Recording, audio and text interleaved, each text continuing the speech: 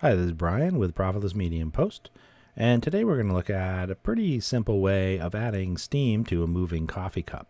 If you'd like to follow along, I'll add a link to the project files below where you can download the files. We'll be doing a 3D object track in Syntheyes and import it into Fusion to do the particles and compositing. So I'm going to spend the next few minutes giving an overview of how I did the 3D object solve in Syntheyes. So if you want to skip ahead to where we talk about Fusion, there'll be chapter markers below so you can skip around. So here in Syntheyes, I just want to go over this quickly. It's a pretty easy shot. It's a tripod camera. What I did was I just added like 7 trackers, tracked through, solved the camera. Then I added a moving object to the scene. I added all these trackers here on the cup. And that was to help with GOH tracking, a little bit more advanced subject, but I used these trackers to help with doing the GOH tracker. And then I tracked the cylinder to the cup. So pretty straightforward. What I really wanted to talk about in Syntheyes is how we're exporting and some of the options within that. So let's go up to File, Fusion Composition, and I'm just going to save over our coffee comp. Hit Save, Replace, and let's set this to default. And I just want to talk about a few things that you might want to turn on if you're using Syntheyes to do the tracking yourself. There's no need to do the tracking if you don't want to. The composition file will be part of the project download, so you don't even need to do the tracking if you don't want. But the things I like to turn on is the high quality. So I'm going to turn that on by default. Not a big deal. You can turn that on in Fusion, but I like to turn that on. The main one I want to turn on is use Fusion meshes. If I export this out right now, it's going to export out the cylinder as an OBJ as a separate file. The reason I want to do it as a Fusion mesh is a couple things. First of all, it'll all be inside the Fusion comp and I don't have to worry about relinking the object, but also it gives me the option to turn on and off the caps on the top and the bottom of the cylinder inside of Fusion, because I am going to want to use this object as a matte later on in the composite. So let's just turn that on. And another thing you can do is turn on export to clipboard. And if I turn that on, it's going to copy the entire Fusion comp to our clipboard and we can just paste it into our Fusion composition when we open up Fusion.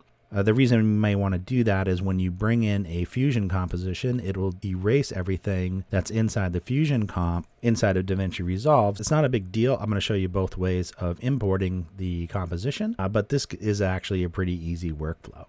So let's press OK, and then let's head over into Fusion. Now we're over in DaVinci Resolve Fusion. And all I did was the clip that came in the project files, I added it into a new project, made a timeline, and then I just clicked on the Fusion page to open it up. Now, if you come straight from Syntheyes, all you need to do is come over here, let's zoom out a little bit, and hit Command V, and then it's going to bring in the composition that was exported out from Syntheyes, and we can start working with it.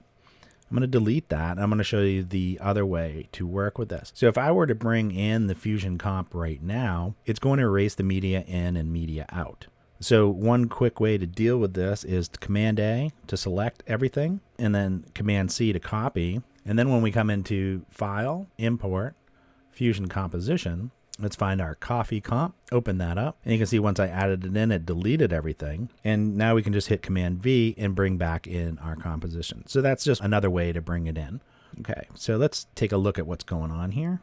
Move this around a little bit. When we bring in our Syntheyes composition, when you bring in the composition, one of the things right here is camera one shot.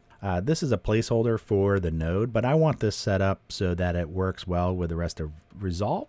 So I'm just going to delete that, and I'm going to use my media in and connect it to our camera. So now everything's linked back to the rest of the Fusion comp, and then we'll take our media out and put it right after the camera renderer, and now everything's set up. So the first thing we could do is let's look at the camera renderer. Just take a look and make sure everything's lining up first. One thing we could do to make this a little bit easier to see is if we go to the cylinder, let's turn it to wireframe. And then now we can just check, press play, and just check and make sure that everything is lining up the way we expect it. One of the things that happens a lot with bringing in animation is it might be off a frame. And so it looks like everything is screwed up, but everything looks pretty good here. Looks like our animation is lining up. Perfect. So let's go over what just got imported. So we have our camera. This is the tripod camera. So we're going to need that. Underneath that, we have the Cam1 Far Cloud. These are the points for the 3D camera track. We're not going to need those because we're not going to do anything other than add steam. So I'm going to push those off to the side. Then we have this Object 01 base. We don't need that. We have the cylinder here, and for some reason it's connected to the object twice. So let's unhook one of them. We only need it connected once. And if we look, let's look at the 3D scene. This is a 3D merge. It's called Syntheyes scene. That's actually just a 3D merge. And let's zoom out a little bit. So the object is the actual animation. So if I click on the object, you can see it's got the animation path of the object track. So anything that's connected to this Object 01 is going to follow the object track. So we have our cylinder connected to that. Underneath that, we have our point cloud for the object. We're not going to really need that because we already have the cylinder in the right place. So I'm going to push that off to the side. And then at the bottom, we have a couple lights, and I don't need those, so I'm going to just delete them. Okay, so that's basically what we need from Syntheyes. Let's click on the cylinder, and the one thing I want to do is turn off the top and bottom caps. So we go into the cylinder object we have right here, caps top and bottom. Let's just turn those off. And now we can use this object as a mat later on. The next thing we're going to do is we want to set up our emitter for our steam. Now there's a bunch of different ways to do the steam. For this particular situation, we're going to use a simplified approach. I want to use a 3D object with a noise material, and where the alpha of the noise is where points are going to be emitted. And that's going to give us a nice broken up pattern that we can use for the steam. So this is just one approach. There's a bunch of different ways I'm sure you could do it, but I found this to run pretty fast. So the next thing we're going to want to do is place in our emitter. So if we go to the cylinder, let's just hit Command C to copy that cylinder because we want the location. And we could either paste the cylinder if we wanted to, because the cylinder, when it came in, is a 3D shape, and we can just change the shape here if we wanted to, or we can just bring in a new shape 3D. And let's add that into our object. In that shape 3D, we want this to be a sphere. Now, I don't really want a sphere. I basically want a disk for this to work well, and I'll show you why in a little bit. Let's bring that radius up. And what we want to do is make sure that that's in the center. So let's go to Transform, Translation, and because we copied the cylinder, we can paste the translation group. This is dead center. It's exactly where the cylinder is. Okay, so that's perfect. And we want it to be a little bit bigger, so maybe 15. That might be a little bit too big. And then we're going to bring it back down just so it's inside of the cylinder.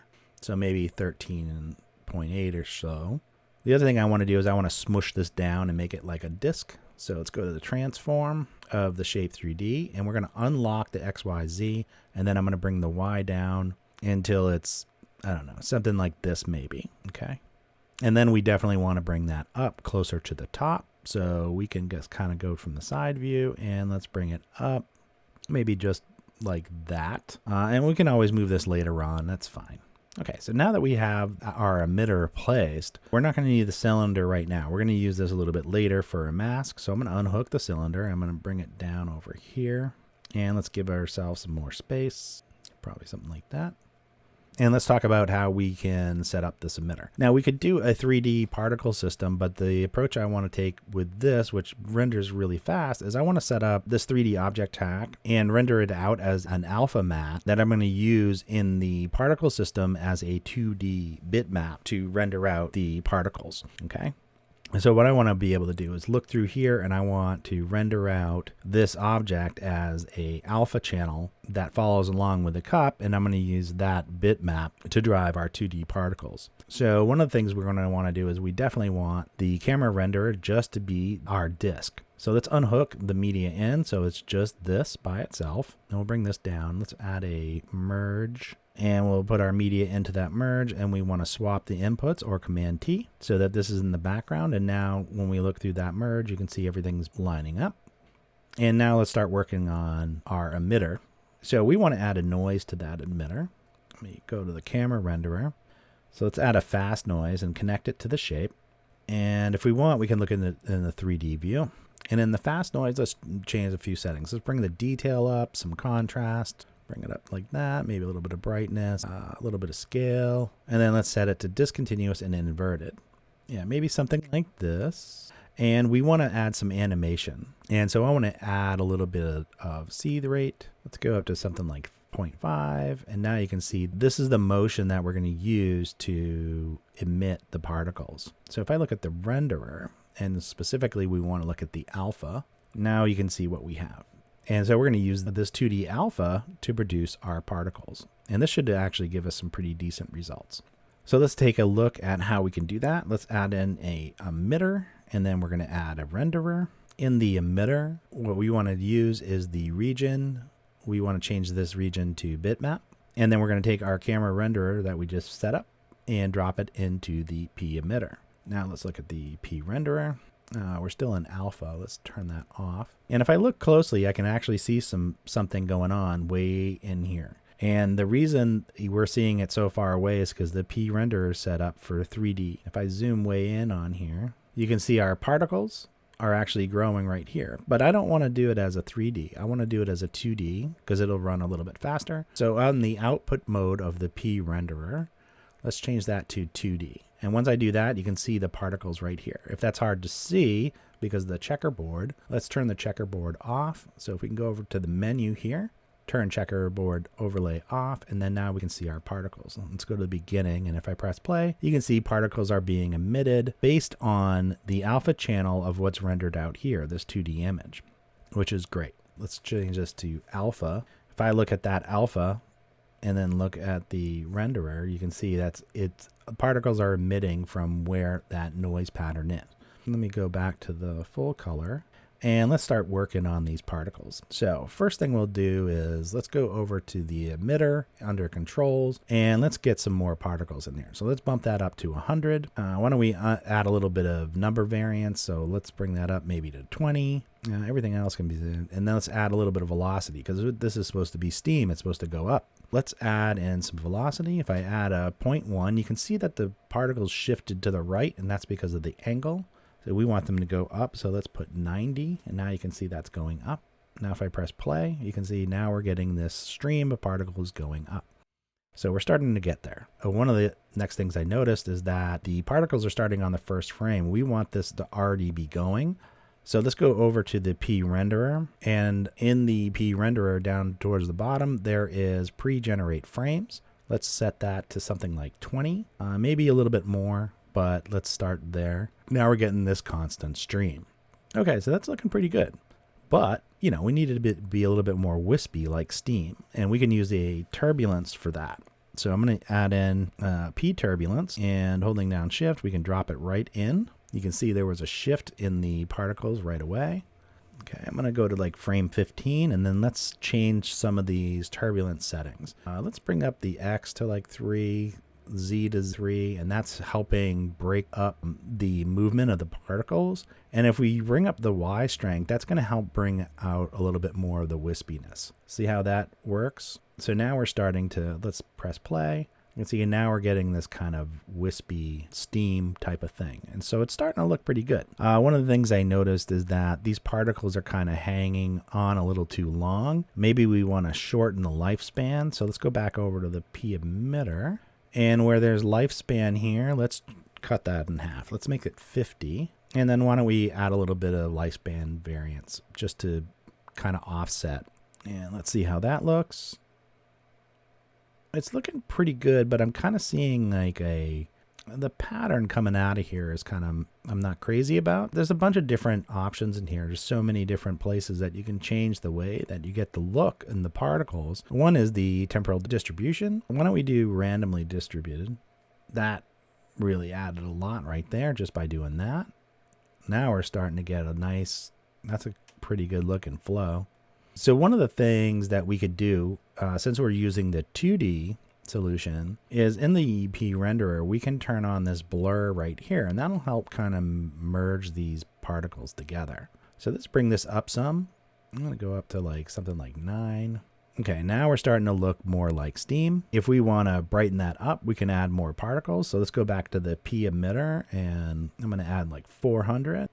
Okay, so now you can really see it. You know, and that's looking pretty good right there. That's not bad. Although I still see right there, I'm not crazy about that. That looks more like smoke than steam. So let's see if we can figure out a few things that we could do to help with that. One of the things we could do is the position variance. Let's bring that up one notch. That just broke it up nicely. Let's see what that does. Let's press play. Well, it's looking pretty good. Not bad. Maybe we can bring up the position variance to 2. That's nice. So that's really starting to break that up. And that looks like steam to me. Looks pretty good. So why don't we bring this into our composition and see how everything's looking. So I'm going to take from the P renderer. Let's bring that right into the foreground of this merge and take a look.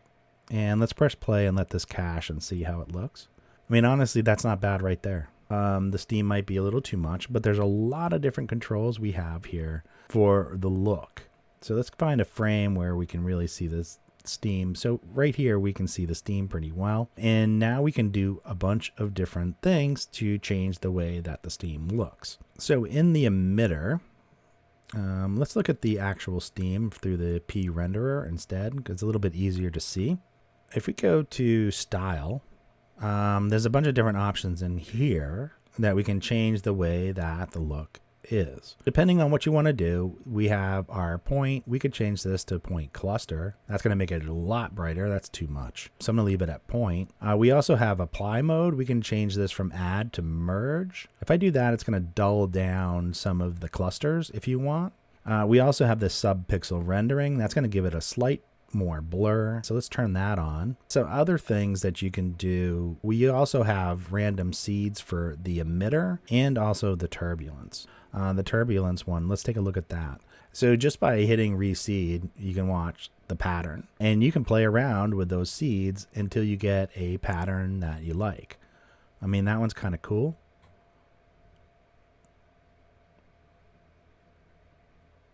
You can keep on hitting the reseed, or if you can play with the numbers yourself. You can also play around with the fast noise if you want. So you really have a lot of options here. I'm just going to bring that down to 0 again. Okay, I mean, that looks pretty good. So one of the other things I want to do before we get too carried away with the settings is we want to set up this cylinder, as we talked about before, as a matte. So especially when we come down around here, the steam is actually below the front of the cup.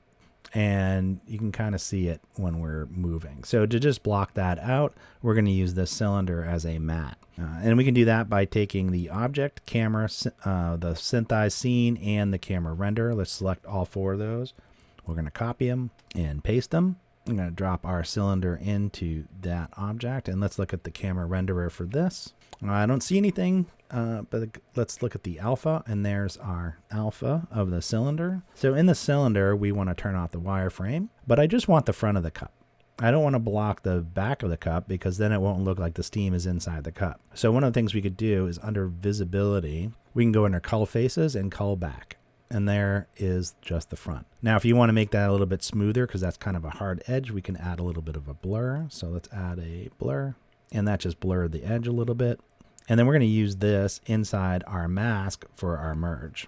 So let's go to that, and let's just bring that in here. Once I do that, you can see that it actually got rid of all the steam because it needs to be just the opposite. So in the merge, go to settings and go apply mask inverted, and now you can see that's working. It's a very subtle touch, but it gets rid of that steam that's on the front of the cup. Okay, now let's play it back and see what we got. I'm going to just let this cache out so we can see it in real time.